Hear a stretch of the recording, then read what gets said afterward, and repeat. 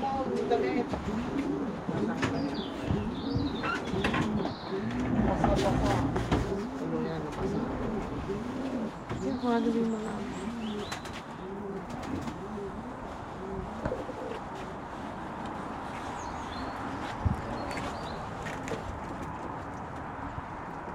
Ano yung blue na to?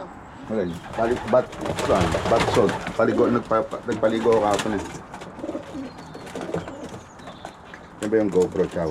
Yeah. O yun ang handle niya talaga. Oo, kasama yan. Hindi kasama yung handle. Tanong mo siya kung anong mga breed, saan galing ka na pa.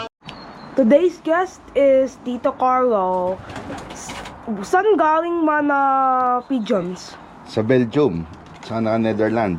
Binibili ko doon. Saka yung iba dito.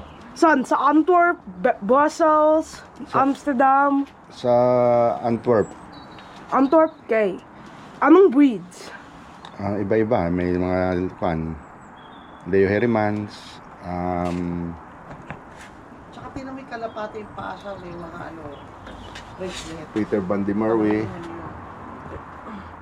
Mga Vandenbolk. Yan. Mga yan. Mga Anong kinakain? What do they eat? ano, conditioner. Yan, pigeon food. I want to see what's inside. This is a grate.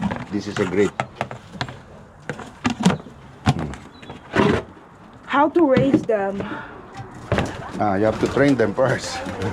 Yan, from bata. Where are the kids? In here. Yan, mga babies nila. Oh. They're cute.